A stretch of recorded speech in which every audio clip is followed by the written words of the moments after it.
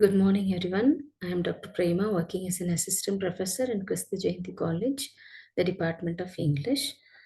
So, the topic for today's lecture is translation studies. So, before we start learning the translation studies, first of all, we should know about what is translation, who is a translator, and who is an interpreter, and what are the ways, what are the process that involves in the translation. So, that is what we are going to discuss in this class. So, it's like an introduction to translation studies. So, let me share the screen.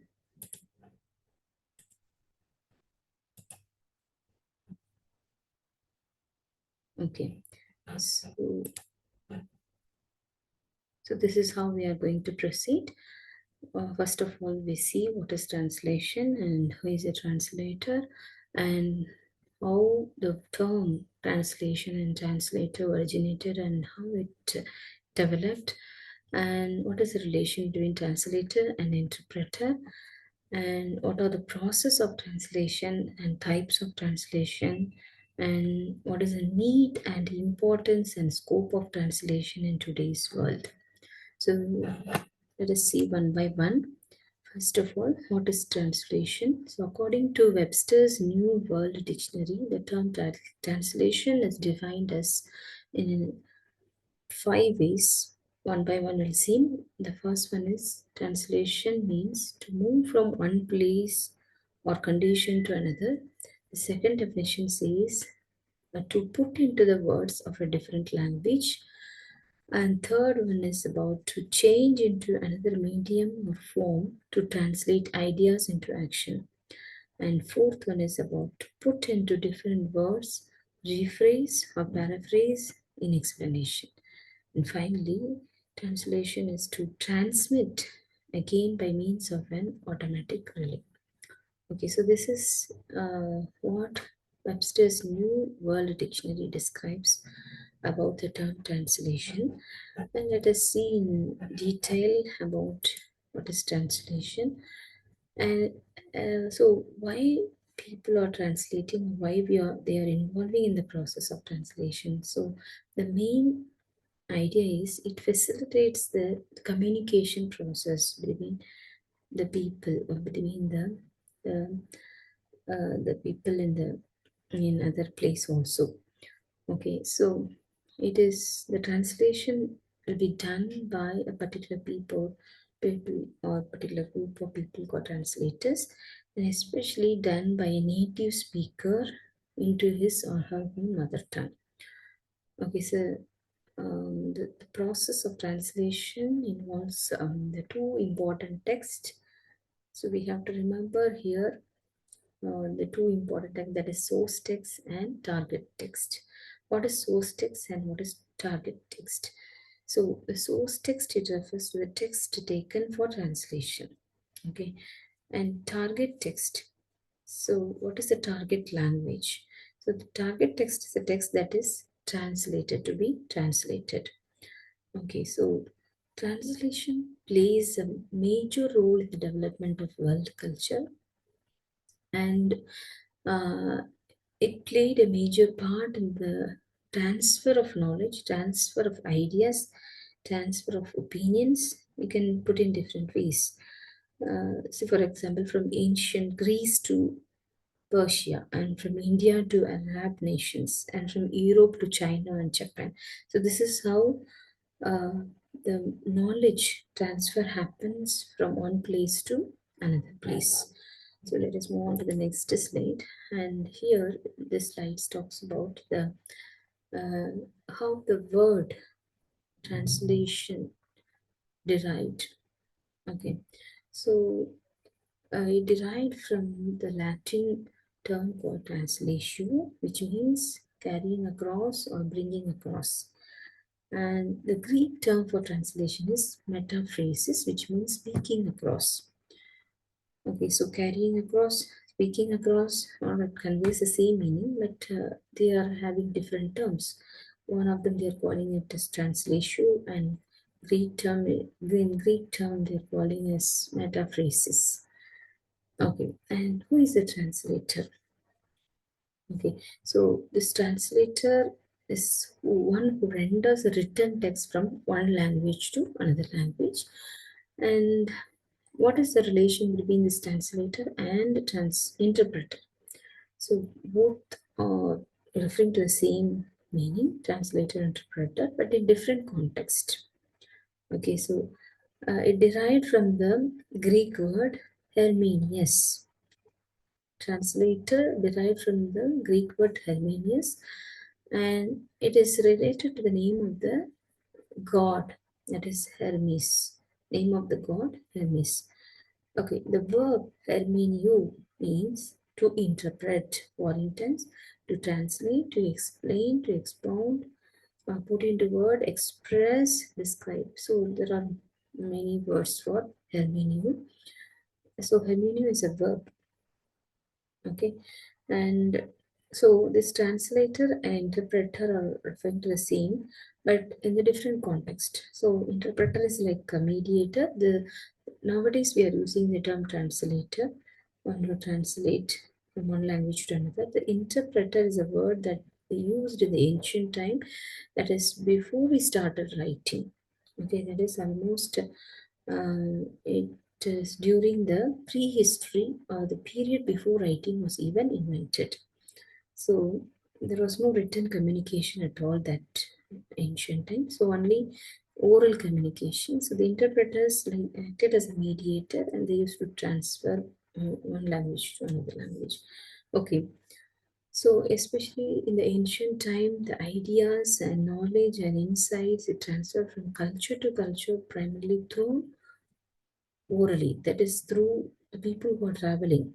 That is, we can call them as travelers or tradesmen who are moving from one place to another. So that is how they spread their culture, their knowledge, and their language. Okay, let us move to the next slide. So, during the ancient time, these interpreters played a major role, and they had a very good skills, that is listening skills, memory, and note taking. So they should be very keen in listening and they should have good memory, and then they should take note when they're listening, and then they will interpret it in another language. Okay, so during the process of translation, there are two important things that happen, that decoding and encoding. What is decoding and encoding? Decoding during the decoding the meaning of the source text and re-encoding the meaning in the target language. So during the decoding process, the interpreter or the translator will try to understand, try to analyze the source text, and then he will transfer the knowledge from one language to another. And so, and the second step, that is re-encoding this meaning in the target text. So after analyzing, after understanding, he will transfer the knowledge to the target language. Okay, we'll pass on to the next slide. That is the process of translation. During the process of translation, there are three important steps that happens, or three important phrases that happens. What are they? One is analysis, transfer, and restructuring. That is what we have seen in the decoding and encoding. And so these three steps are very important in the process of translation. The first phase is analysis.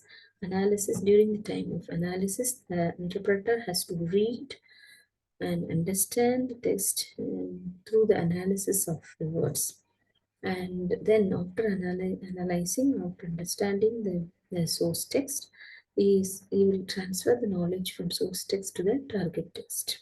Okay, so he has to find out the most appropriate words and phrases and sentences, he has to arrange the words in the proper way, and so this is what it happens the second phase. And after that, restructuring. So it's like almost like editing.